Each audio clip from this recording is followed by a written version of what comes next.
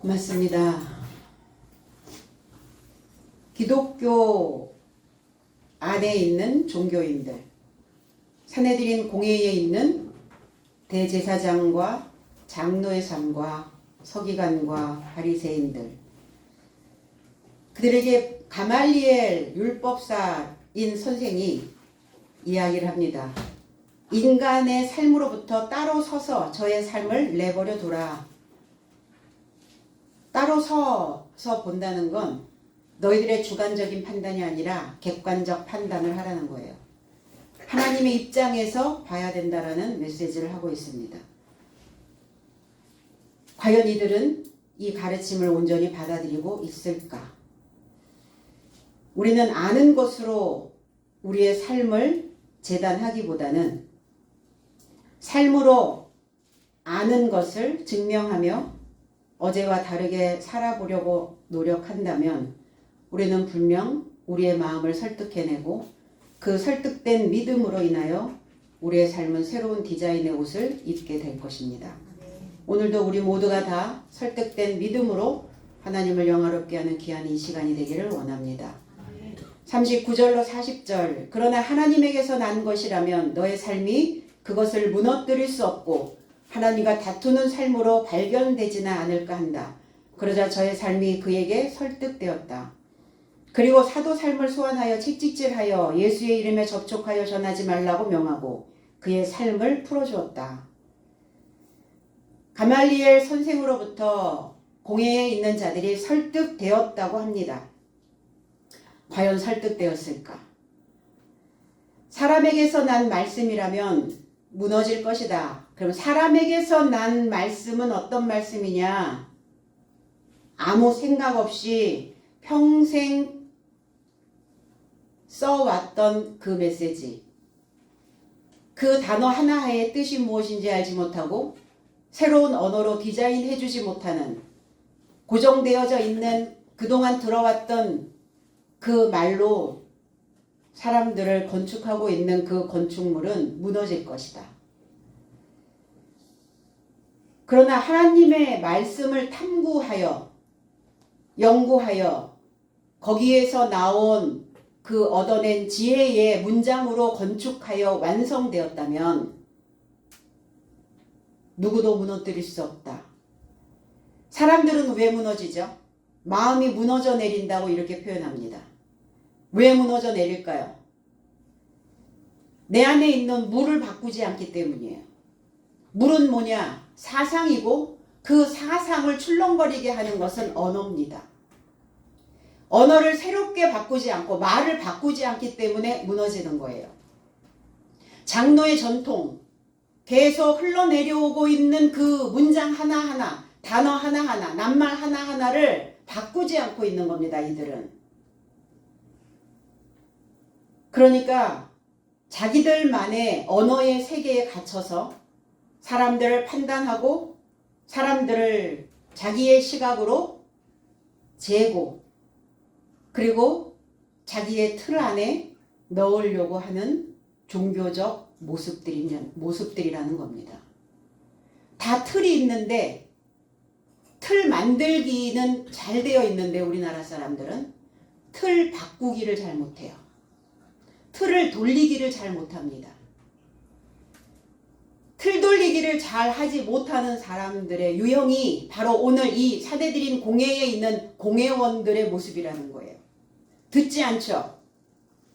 상대가 무슨 의도로 말을 하는지 어떤 언어를 나한테 넣어주려고 하는 건지 들으려고 해야 되는데 들으려고 하지 않아요. 문제는 거기서부터 무너지기 시작합니다. 사도들의 삶은 하나님의 언어의 세계를 만들어서 누구도 걸어가지 않은 그 길을 가는 선구자들입니다. 선구자가 뭡니까? 한 번도 하지 않았던, 한 번도 가지 않았던, 한 번도 들어보지 않았던 새로운 것을 구축해내는 자를 선구자라고 말합니다. 그럼 우리 하나님의 나라를 뭘로 구축해낼 것입니까? 우리는 선구자인데 무엇으로 선구자의 삶을 살아낼 겁니까? 새로운 물입니다. 그래서 창조는 그 언어를 통해서 재구성하고 그리고 하나님의 언어를 통해서 각자 가지고 있는 그 생각들을 독창적으로 꺼내어 놓는 겁니다. 이걸 창조라고 말하는 거예요. 무에서 유, 아무것도 없는 것에서 새로운 것을 만들어내는 것도 창조이기는 하지만 내 안에 이미 들어있는 그 물들을 새롭게 다시 구성해서 바깥으로 꺼내놓는 것, 이것도 창조입니다. 그러면 우리는 이미 신앙 안에서 이미 내 안에 구축되어져 있는 종교성들이 있어요. 그러면 그거를 다시 재구성하여 창조해낼 수 있는 언어를 구사해야 된다는 겁니다. 내가 하나님의 언어를 모르면 그 언어가 품고 있는 하나님의 세계도 당연히 모르겠죠. 그래서 하나님의 말씀은 우리가 살아가는 이 물질계뿐만이 아니라 나 자신을 바라보는 안경과 같습니다. 새로운 개념의 말씀은 꺼져가는 각자의 생각에 불을 지펴주는 불씨와도 같다는 거예요. 언어는 불입니다. 그래서 어떤 불이 던져지느냐예요. 불을 붙이는 언어도 있고 불을 꺼버리는 그 언어도 있다는 겁니다. 그래서 하나님의 말씀은 적확하게 지어져야 된다. 정확하게가 아니라 적확해야 된다는 거예요. 정확이라는 단어는 바르고 확실하다라는 의미를 가지고 있고 적확이라고 하는 단어는 정확하게 맞아서 조금도 틀리지 아니하다. 그럼 하나님의 언어는 적확한가 아니면 부적확한가를 따져보셔야 된다는 거예요. 내 속에 있는 물은, 내 속에 있는 말은 적확한가 아니면 부적확한가. 그래서 우리는 적확한 물을 먹어야 되겠죠. 하나님과 왜 다투게 되는가? 너희들이 하나님의 말씀을 하나님에게 난 것을 무너뜨린다고 말하고 있다면 사도들의 그 언어를 하나님이 창조해 놓은 새로운 언어를 무너뜨리려고 한다면 하나님과 다투는 것이다. 그 말을 듣지 않는다면 사도들이 새로운 신개념의 그 물을 너희들에게 주는데 그 물을 마시지 않고 있다면 하나님과 다투는 것이다. 말을 들어먹지 않는다는 것은 다툼이 일어납니다. 그렇죠? 내 배우자에게 말을 했는데 말을 들어먹지 않네요. 다툼이 일어납니다. 부모가 자식에게, 자식이 부모에게 어떤 말을 주고 메시지를 주고 언어를 주는데 듣지 않아 다툼이 일어나죠. 그래서 내가 하는 말과 상대가 하는 그 말이 틀리면 다툼이 일어나요. 잘 알아듣지 못해도 다툼이 일어나죠. 내가 사용하는 언어라고 하는 것은 말씀 언에 알릴 어입니다. 내 말을 알리는 거예요. 하나님의 말씀을 알리는 언어가 낮은 수준이면 하나님의 격과 맞지 않겠죠. 하나님의 격과 맞지 않은 그 언어의 수준을 가지고 있다면 하나님과 끊임없이 논쟁이 일어나고 그리고 다툼이 전쟁이 일어나게 된다는 겁니다. 그래서 말귀를 알아듣지 못하면 토닥토닥 싸우게 돼요. 그래서 우리에게는 사람에게는 다 인격이라는 게 있고 하나님에게는 신격이 있죠. 그러면 그 격에 맞는 언격이 있어야 돼요. 언어의 격이 하나님의 격과 맞아야 그래야 다툼이 일어나지 않습니다. 지금 공회원들은 하나님과 다툼이에요. 사실은 증거하는 메시지는 사도들이 하고 있지만 사도들은 지금 다른 말을 하고 있는 게 아니거든요. 하나님의 언어를 가지고 하나님에게 적합한 단어를 지금 내놓고 있거든요. 그러니까 그 말을 듣지 못하고 있는 자들은 하나님과 결국은 다툼을 일으키고 있는 것과 같다.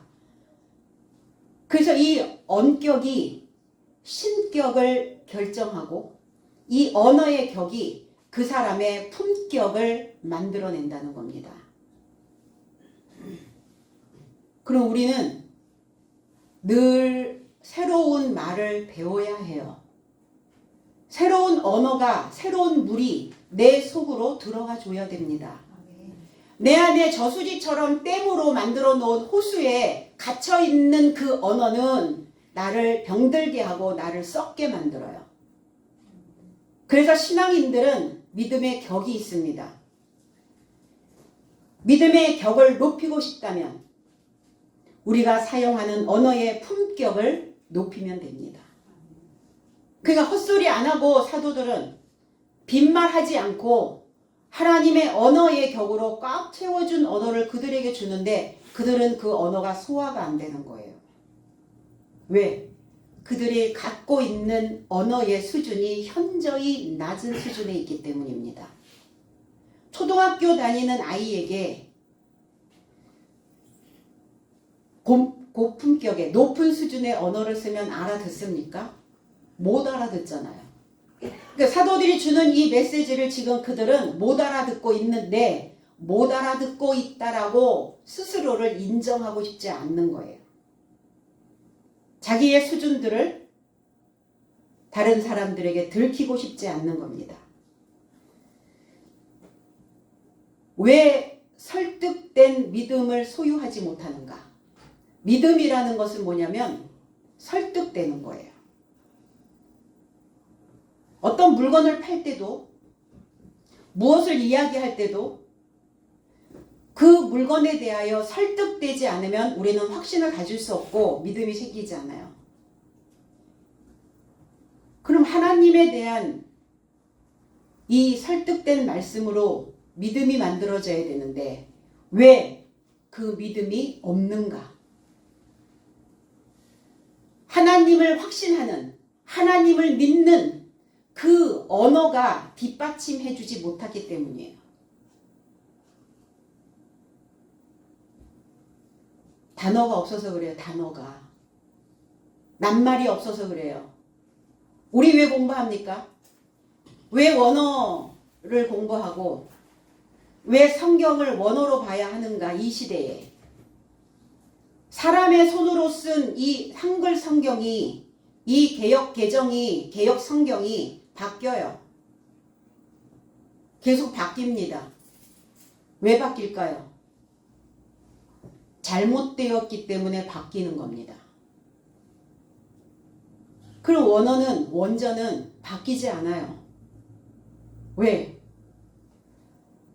하나님을 뒷받침해 줄 수 있는 단어와 낱말의 뜻이 적확하게 들어가 있기 때문입니다.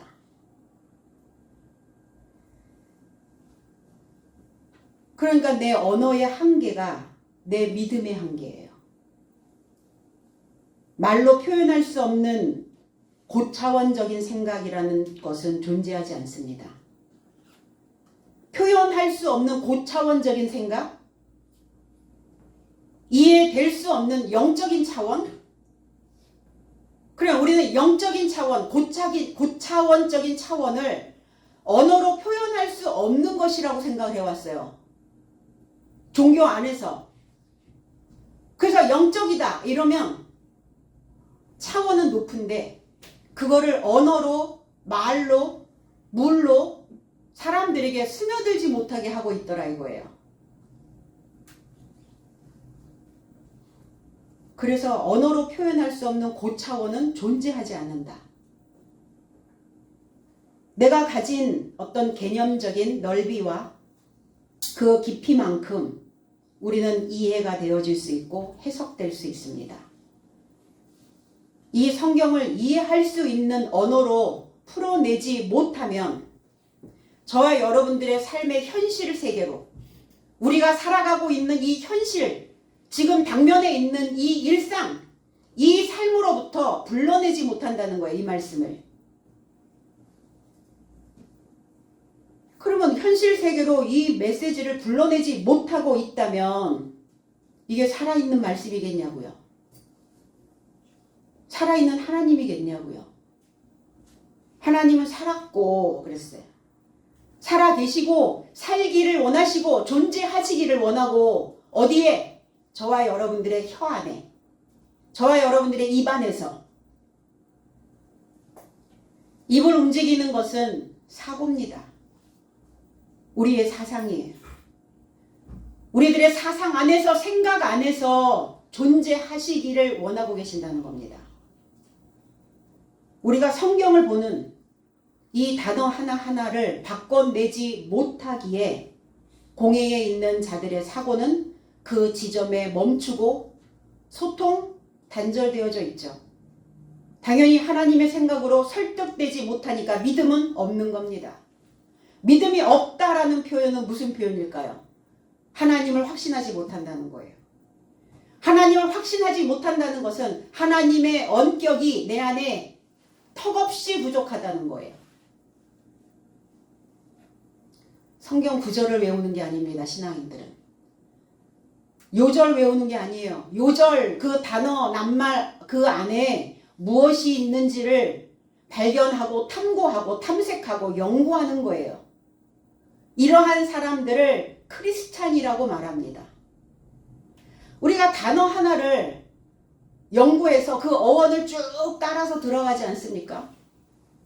언어학자들은, 언어를 연구하는 사람들은 그 어원이 어디에서부터 왔는지에 대하여부터 알고 가게 되는 거예요. 그래서 낡아버리게 돼요. 이 사고가 낡아. 늙는 것과 낡은 것은 다릅니다. 낡아지는 것과 늙어지는 것은 달라요. 늙어지는 것은 시간에 따라 그 시간이 간 만큼 거기에 하나님의 원격이 담겨져 있지만, 낡아지는 사람은 하나님의 새로운 원격을 만들어내지 못하는 자를 낡아진다라고 말합니다. 그럼 우리는 늙어가야 되는 거죠. 그래서 늙어갈 때마다 소망이 있는 거예요. 늙어서 뭐 하나가 아니라 늙은 만큼 그 안에 하나님의 언어가, 하나님의 단어가, 하나님의 낱말이, 하나님의 물이 담겨져 있기 때문입니다. 그래서 낡은 것은 수명을 다하면 어떻게 해야 되죠? 교체해야죠. 성경의 언어도 새로운 언어로 교체해야 합니다. 그래서 장로의 전통을 고수하고 있는 이 공회원들은 그 언어가 가난해요. 언어가 가난하니까 그들의 생각도 가난하고, 생각이 가난하니까 행동의 폭도 좁고, 언어가 빈약해지면 우리의 사고도 생각도 마음도 우리의 세포 하나하나도 다 더불어서 빈약해져요.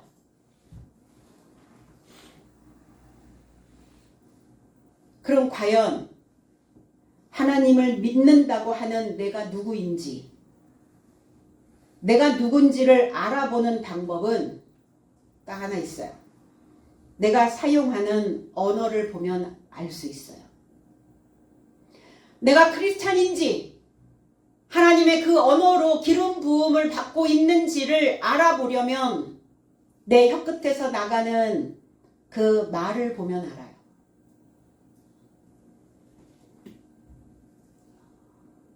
그래서 시온성 교회는 여러분들의 다 부자 만들어 드리려고, 무슨 부자? 언어의 부자, 그 말의 부자, 그 물의 부자가 되게 만들어 드리려고 동안 논술하는 거예요. 논술이 그렇게 하찮은 수업이 아닙니다. 읽고 쓰고 말하고, 거기에 평면에 나와 있는 그 캐릭터를 그대로 말하는 것이 아니라 그 캐릭터 하나하나들을 다 뒤집어서 새로운 관점으로 새로운 언어를 만들어내는 이 교육이 가장 중요한 교육이라고 교육학에 있는 교육자들이 다 말하고 있는 내용들입니다. 그래서 비천해지지 않게 하려고, 그래서 이 비천한 삶을 하나님이 우리를 위로하시는데 무엇으로 우리를 위로해 주시는가? 말씀으로요. 그리스도 예수가 그 가난한 자들에게 오셨는데 무엇으로 우리를 부유하게 하시는가? 정년되어져 중심에 세워질 수 있는 그 말씀으로요. 그 말씀을 전달하러 오신 겁니다. 그러면 사도들도 그 말씀을, 그 메시지를 전달하는 자들이라는 거예요. 알리는 자들입니다. 언어에 레벨이 있다는 것을 여러분 꼭 기억해야 합니다.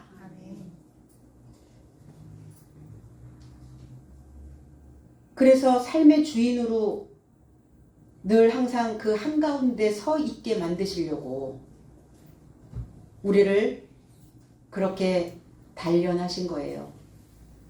새로운 언어를 배운다는 것은 상처입니다. 왜 상처일까? 내가 기존에 가지고 있었던 그 언어를 밀어내고 새로운 말이, 새로운 물이 들어와야 되기 때문에 상처예요. 그래서 상처를 내면 새로운 언어가 자리를 잡고 우리의 삶은 우리의 입속을, 우리의 뇌 속을, 우리의 내장 속을 다시 디자인하는 겁니다. 뭘로 디자인하실래요? 무엇으로 내 속을 리모델링 하실 겁니까? 무엇으로 우리를 수리할 겁니까? 물로요. 그 말로, 언어로. 이 지구는 온통 우리가 살아가는 이 모든 세상은 다 언어로 되어 있어요.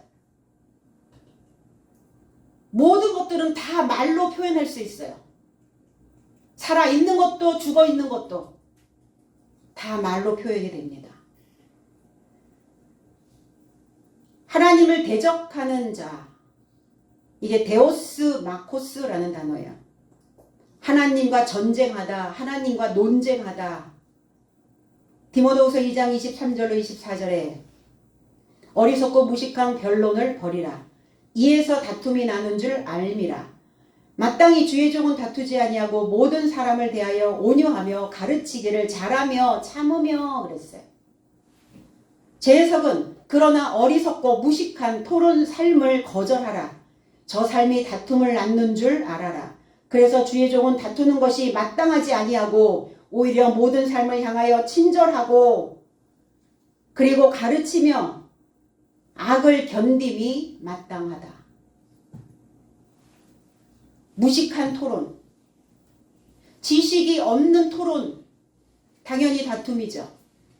하나님에 대하여 아는 지식이 없는 토론, 하나님과 다투는 겁니다. 하나님의 언어가 어디에 있어요? 성경에 들어가 있죠. 하나님의 원격을 높이려면 원전을 보는 겁니다. 그래서 외식이 없는 믿음, 거기에서 나오는 그 사랑이 있을 때 우리는 다툼을 일으키지 않습니다. 바다에 사는 물고기들은 당연히 비늘이 다 있죠. 물고기 비늘에 그 바다가 새겨져 있어요. 사람의 몸에는 이 말의 비늘이 새겨져 있습니다. 용의 이 목에 영린, 똑같은 결로 만들어져 있지 않고 거꾸로 세워져 있는 그것을 영린이라고 말합니다. 용의 목에 거꾸로 세워져 있는 비늘. 그거를 건드리면 용은 원래 온순하대요.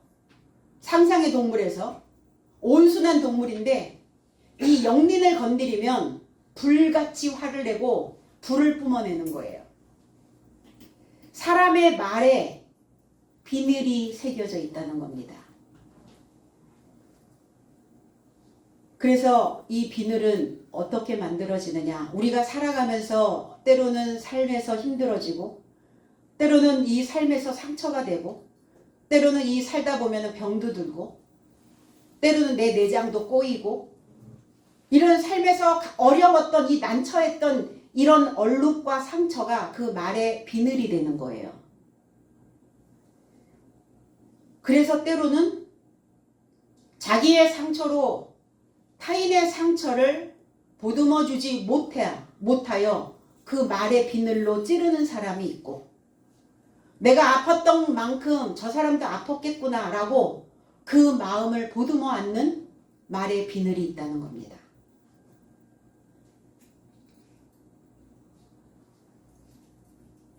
하나님을 찌르는 말의 비늘, 하나님의 영린을 건드리는,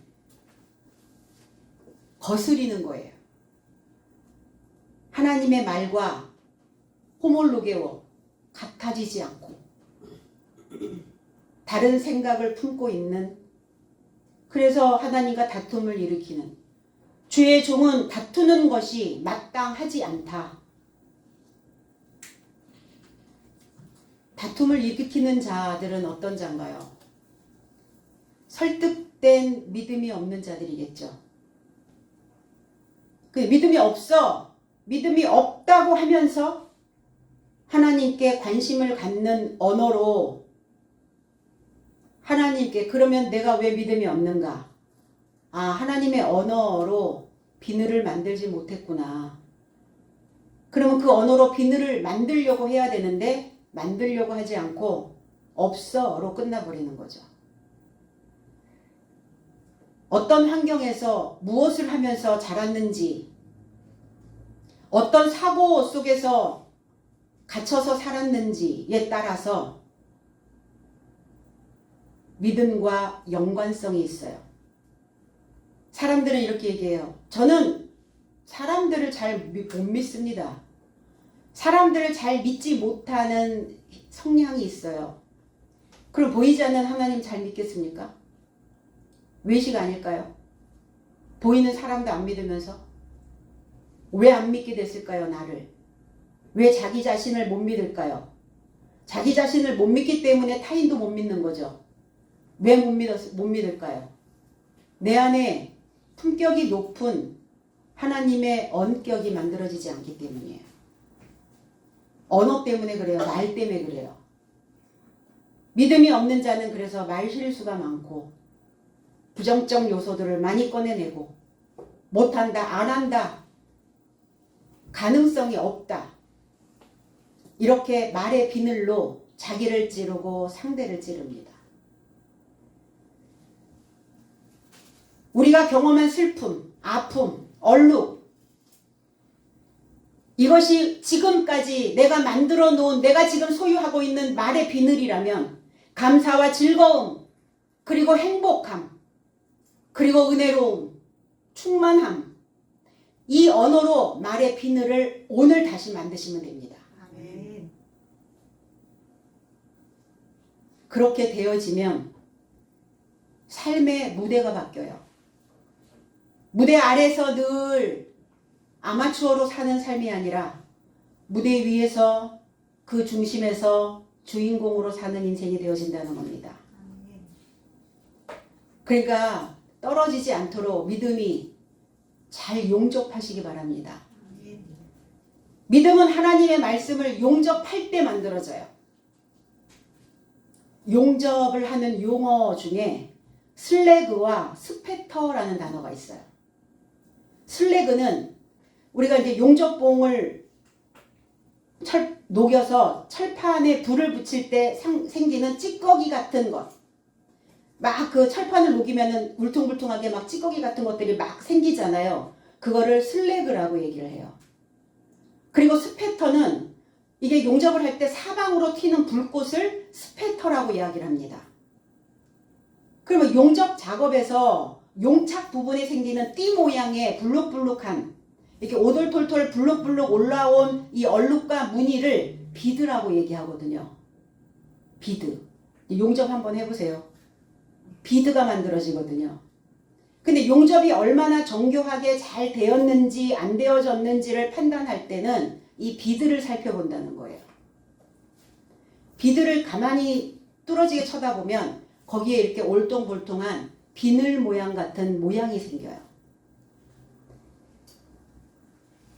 이 용접한 자리에 이 비드의 무늬가 새겨지듯이 믿음의 사람에게는 하나님의 말씀을 경험하고 말씀을 경청하고 그 말씀으로 때로는 부대껴도 때로는 그 말씀이 내게 부대껴 들어와도 때로는 그 말씀으로 나를 용접하고 배우고 익히고 그러면 이 말씀의 비드가 이 말씀의 그 물고기의 모양처럼 비늘처럼 이렇게 무늬가 아로 새겨진다는 겁니다.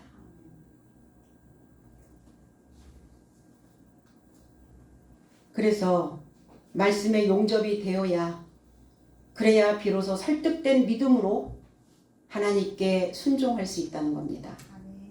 하기 싫겠죠. 새로운 언어 만들어내라니까 싫죠. 논술 그냥 듣기만 하면 좋은데 내가 연구해서 발표하고 새로운 단어로 또 조합해서 가야 되고 귀찮죠. 그럼 비드가 만들어지지 않아요. 용접이 안 됩니다. 내가 힘들고 어렵고 난처한 일이 생겼을 때 그 새로운 언어들이 생성이 되질 않아요. 그러면 늘 그 타령인 거예요. 그 수준에 머물러 있는 거예요. 그래서 하기 싫지만 순종하는 거예요. 용접 가게에 잘 오셨죠? 예, 여러분 용접하러 오신 거죠? 그 열기를 잘 견디셔서 싸늘한 내 마음에 그 따뜻함으로 그 철판 같은 마음들을 녹여내셔서 하나님의 그 언어의 비늘을 그 비늘을 잘 만들어내는 여러분들이 되시기를 원합니다. 과연 공회원들은 설득됐을까? 사도 삶에게 예수의 이름과 연결하여 전하지 말 것을 또 명령합니다. 설득된 게 아니에요. 잠시 주춤한 거예요. 잠시 휴전한 거지 종전이 아닙니다. 설득되지 않으면 어떤 상황이 벌어지느냐? 균열이 생겨요. 왜? 용접되지 않았기 때문에 벌어진다는 겁니다. 균열이 깊은 감정에 골이돼서 자기 자신을 고문한다는 거예요. 고문, 옛고, 그럴문. 성경을 고문이라고 얘기해요. 옛날부터 고전이라고 이야기합니다. 이 성경의 고문으로 고문당하는 거죠. 전기 고문 합니까? 아니면 물 고문? 사도들을 채찍질했어요. 가죽을 벗기다, 세게 때리다. 채찍은 뭘로 만들어집니까? 짐승의 가죽으로 만들어지죠. 뭐가 채찍이에요? 혀가 채찍이에요, 혀가. 그럼 이 혀가 하나님의 채찍이 될 수도 있고 짐승의 채찍도 될 수 있어요. 그러면 짐승의 채찍으로 계속 채찍질을 하면 나는 짐승 같은 자가 될 수밖에 없고 하나님의 언어로 채찍질을 하면 나는 하나님의 삶으로 높은 수준으로 올라갈 수 있겠죠. 무엇을 타고 올라갈 겁니까? 못 타고 올라갈 거예요. 하늘로. 내 말을 타고 올라가는 거예요. 내 언어를 타고 올라가는 겁니다. 그래서 혀에 하나님의 말씀으로 옷 입히지 않으면 짐승의 채찍이 돼서 분서갱유 하신다는 거예요. 분서갱유가 뭡니까? 책을 불태우고 학자들을 파묻어 버린다는 뜻이죠. 하나님의 책 불태우고 학자의 혀가 돼서 많은 사람들에게 혀로 도움을 줘야 되는 이 학자를 파묻어 버리는 거예요. 분서갱유. 그래서 사도들이 전하는 그 혀로 사람들을 돕고자 사도들은 나온 거죠. 그런데 공회원에 있는 자들은 그 사도들을 불태워버리고 파묻어버려서 새로운 교육으로 집을 짓지 말라고 명령합니다. 혹시 내가 그런가? 꿀벌은 밀랍으로 집을 짓고 살죠. 그런데 사람은 자신이 가지고 있는 개념으로, 내가 가지고 있는 말로 집을 짓고 삽니다. 그래서 집을 지을 때 사용하는 그 개념이 내 생각을 결정하고 조정하죠. 어떤 집에서 살고 싶으세요? 오막살이? 초가집? 궁궐 같은 대궐집? 다 말이라고 하는, 언어라고 하는, 낱말이라고 하는 것으로 지어졌어요. 그러니까 새로운 언어가 들어오게 하려면 물갈이 하셔야죠. 오늘 다 물갈이 하시고 몰랐던 그 단어의 의미들을 깨닫는 순간 기존에 알았던 것에 생채기가 나면 그 생채기 속으로 나의 믿음이 새롭게 채색되어서 하나님과 연결되어 가는 겁니다. 하나님과 뭘로 연결하실 거예요? 입과 입이.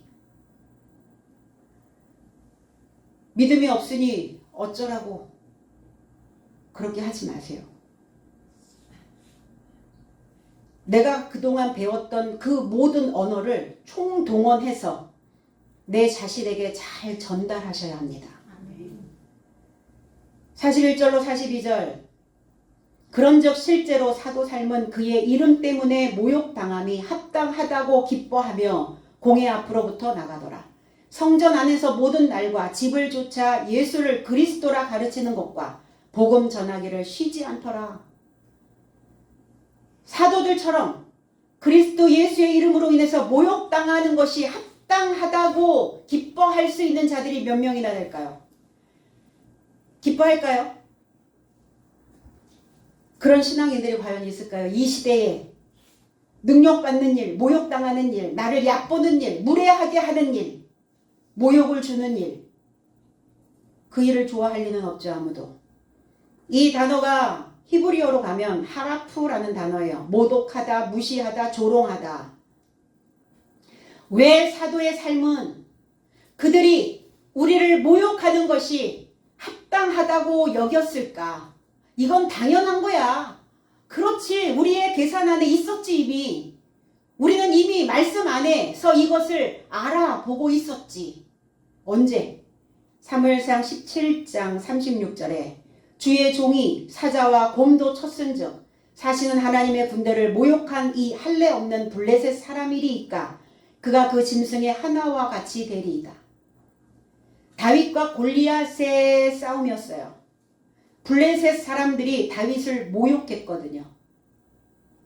하나님의 군대를 모욕한 이랬어요. 그러면 지금 이 공회원에 있는 자들은 사도들을 모욕한 게 아니라 하나님의 군대를 모욕한 겁니다.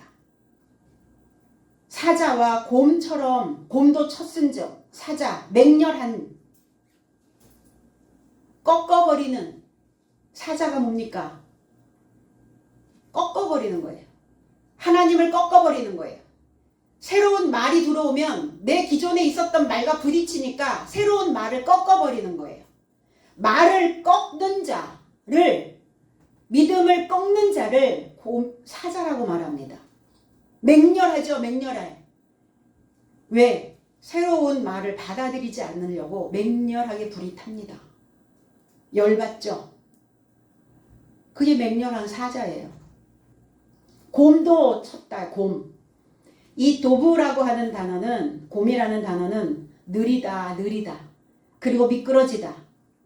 믿음에서 미끄러진 자. 그리고 거칠은 사람. 말하는 이유라는 뜻이 있어요. 이 곰이라는 뜻에. 그러니까 이 곰은 항상 이유가 있어. 곰. 미끄러지는 거예요. 신앙에서, 믿음에서 모든 삶으로부터 미끄러지는 자. 쭉 미끄러졌어요. 이 곰이라고요. 그럼 쳐 죽여야죠. 오늘. 사자도 곰도 내가 죽였다고요? 쳤다고요? 뭘로 치실래요? 살아있는 하나님의 말씀으로. 상처를 입혔대요. 상처를 가하다 그랬어요. 내 속에 사자도 살고 곰도 사네요. 나를 이롭게 하는 말은 꺾어버리고, 그리고 항상 이유를 대는, 말에 항상 이유가 있는 이 곰도 상처를 입히는, 그 자리에 하나님의 것이, 하나님이 스며 들어가야 될 줄로 믿습니다. 사시는 하나님, 살아있는 하나님의 군대를, 이 군대는 배치하다, 대열하다, 대열에 참가하다. 군대는 잘 배열되어져야 되고 그들의 그 위치에 잘 배치되어져야 됩니다. 그리고 그 대열에 참가해야 돼요. 대열에서 빠지면 어때요? 탈영병이 되죠. 탈영. 그래서 감옥을 가게 됩니다. 이스라엘 백성들을 광야로 데리고 나왔을 때 뭘 했는가? 잘 배치했고 배열했고 정돈했고 그 대열에 잘 머물러 있게 만들었어요. 군대 만드는 겁니다. 저와 여러분들이 이곳에 왜 왔습니까? 여러분들의 자리에 잘 배치되어지고 잘 배열되어지고 이 대열에 잘 참가해서 잘 흐름을 타고 오시라는 거예요. 그게 군대입니다. 하나님의 군대를 모욕했어요. 없이 했습니다. 무시했습니다. 근데 그들이 누구였느냐? 할례 없는 블레셋 사람. 할례가 없다. 표피가 베어지지 않는, 벗겨내지지 않는,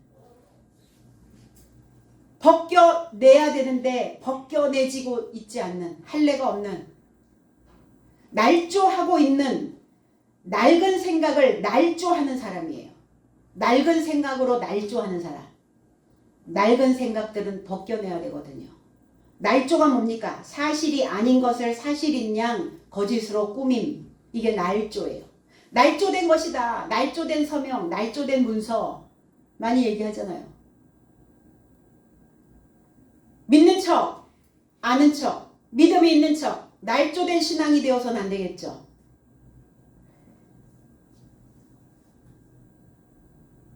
할례를 하려면, 그럼 우리는 신앙 안에서 다 할례된 자여야 되겠죠. 할례가 되어지려면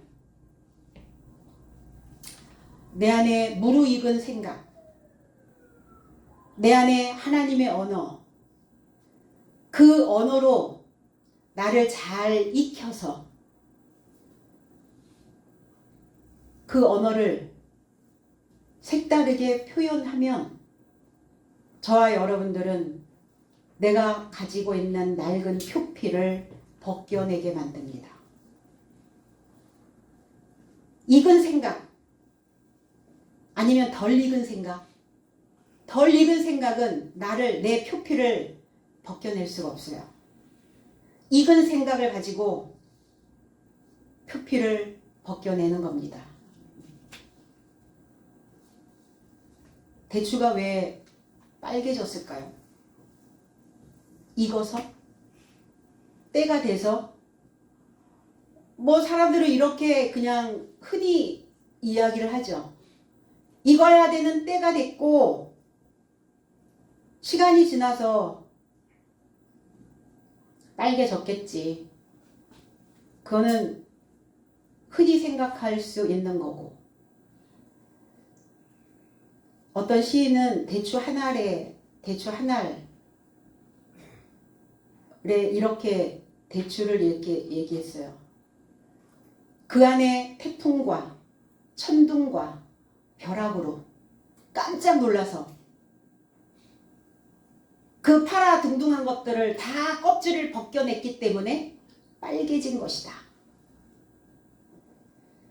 우리가 신앙생활을 한다는 건 그렇게 깜짝 놀라는 거예요. 내 안에 때로는 태풍이, 때로는 벼락치는 천둥도, 이런 낡은 생각들을 그 말씀이 들어갔을 때 그 낡은 생각들을 벗겨내면 그 다음에 빨갛게 돼요. 껍질 벗기면 짐승들 껍질 확 벗기니까 어때요? 빨간 게 올라오잖아요. 저절로 빨개질 리가 없는 것처럼 할례도 내가 지금까지 신앙생활을 해왔기 때문에 할례도 저절로 된다고 생각해서는 안 된다는 거예요. 나의 내장 안에 내 속에 습관적으로 던져진 그 방식대로 무한 반복하면서 내 안에 똑같은 물만, 똑같은 말만, 똑같은 언어의 수준만 계속 내 안에 던져준다면 자기의 경험만 옳다고 믿는 사람들이 되어진다는 겁니다. 할례되지 않죠. 오늘 할례하시기 바랍니다. 블레셋 사람이 누굽니까? 가드 사람 골리앗이었어요. 가드라고 하는 단어는 밟아 짜다, 포도 즙틀이란 뜻이고 골리앗이라고 하는 뜻은 포로 되었다. 옷이 벗겨진. 왜 옷이 벗겨졌을까요? 뿌려지지 않기 때문에 옷이 벗겨지는 거예요. 땅이 온갖 열매로 덮여야 되거든요. 근데 덮이지 않았어요. 뿌림이 없으면, 뿌려지지 않으면, 하나님의 것이 뿌려지지 않으면 하나님께 끌림이 없고, 끌림이 없으면 하나님께 쏠리지 않고, 쏠림이 없으면 내 안에 울림이 없습니다. 그러니까 새로운 언어가 들어오면 이 새로운 언어로 옷을 해 입으셔야 돼요. 지적인 인내심이 필요해요. 공부를 하는 인내심 필요합니다. 현격하게 이 지적 인내심이 떨어져 버려 있으니까 과거의 그 수준에 포로되어져 있는 거예요. 골리앗처럼. 깨끗하다라는 의미도 가지고 있어요. 깨끗하다. 골리앗이 깨끗하대요. 뭐가 깨끗해요? 머리통에 아무것도 새겨져 있지 않는 거예요. 백치? 아무것도. 내 안에 하나님이 없는 거예요. 보니까 깨끗하네요. 공부한 사람들의 흔적은 어때요? 빼곡하죠. 블레셋이라고 하는 의미는 먼지 속에서 구르다, 먼지 속에서 뒹굴다. 블레셋 사람, 이 사람으로 내가 존재하겠습니까? 다윗은 그렇게 반문하는 거예요. 짐승의 하나처럼 그들은 짐승과 하나 되어 있을 것입니다. 다윗이 골리앗을 칠 때 매끄러운 돌 5개. 왜 그냥 아무 돌이나 시냇가에서 돌 5개 주스면 되는데 왜 매끄러운 돌이었어야 되나요? 왜 물매로 던져야 되나요? 이 매끄럽다라고 하는 이 할루쿠라고 하는 단어는 혀의 매끄러움이에요. 그리고 혀에서 분리할 것들은 분리하고 할당할 것들은 할당하고 하나님의 그 한 몫을 취하여 하나님의 혀가 만들어진 자는 혀가 매끄럽습니다. 왜? 기름칠해졌기 때문에. 그래서 그 말이 매끄럽게 들어가야 골리앗의 머리에 박힐 거 아닙니까? 돌, 에벤이죠, 에벤. 나는 돌이다 라는 뜻이에요. 이 에벤이라는 뜻은. 나는 돌이다. 다윗 자체가 돌이에요. 매끄러운 혀를 가지고 있어요. 충만한 지식을 가지고 있습니다. 높은 수준의 언어를 가지고 있어요. 그리고 5, 견고한 숙련된, 아마추어가 아니에요. 숙련된 그 혀. 시내에서 돌을 5개 취했대요. 시내. 나할이라는 단어예요. 상속하다, 세습재산, 물려받다, 흘러내려온 세습된 재산, 상속된 재산이 뭡니까? 왜 시내? 그리스도 예수죠. 기름칠한 그 혀, 상속재산, 하나님의 말씀, 그게 우리에게 유산이죠. 자녀들에게 뭘 유산으로? 평소에 부모가 해줬던 그 교훈이, 가르쳤던 그 메시지가 전해지는 거죠. 그래서 사도들은 이 모욕을 다윗도 받았다는 걸 알고 있어요. 그리고 공회에 있는 자들이 할례받지 못한 골리앗과 같은 껍질만 흩어 있는 자들이라는 것을 알아봤어요. 그러니까 사도들의 삶이 할 일이 있는 거죠. 할례받지 못한 자들에게 할례자로, 말씀이 매끄럽지 않은 자들에게 매끄러운 기름칠한 그 지식으로 더더욱 이 지식을 증거해야 된다라고 하는 그 기쁨이 충만해졌다는 겁니다.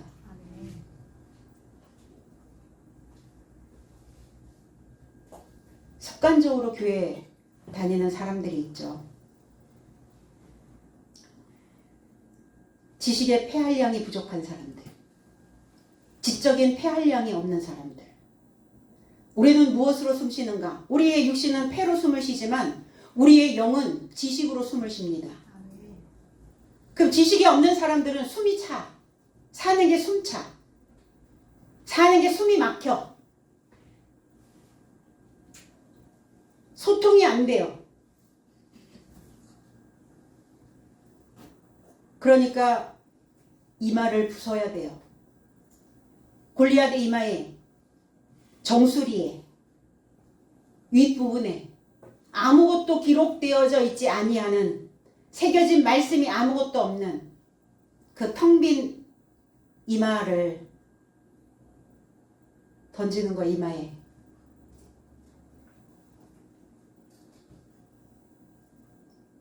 사도들은 예수를 그리스도라 가르쳤어요. 예수가 누구냐? 구원자가 누구냐? 그리스도다.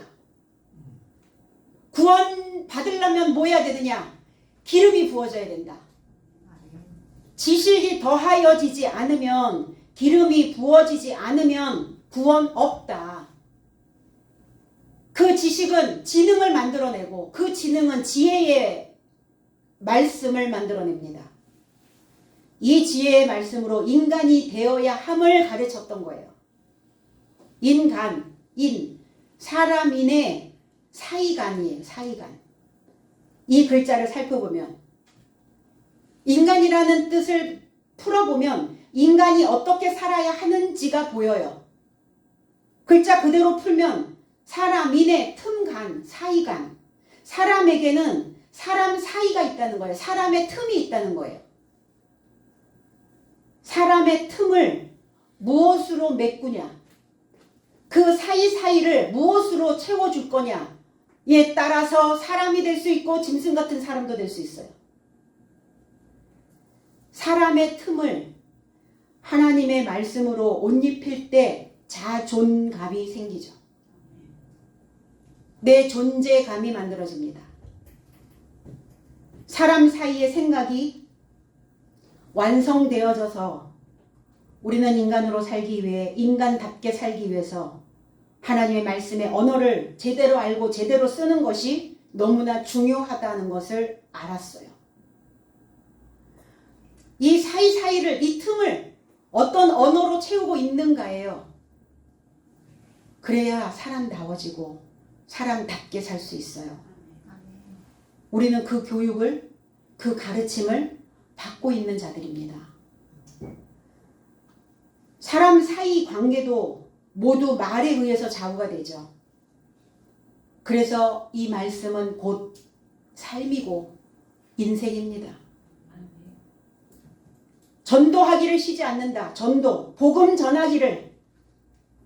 무엇으로 사람의 그 틈을 메꿔줄 것인가? 복음입니다. 연결된 소식. 쉬지 않는다. 끝까지 오는 거예요. 끝까지 오세요. 중간에 종착역도 아닌데 내리지 마시고 한번 탑승하셨으면 끝까지 종착역까지 마지막까지 오셔야 된다는 겁니다.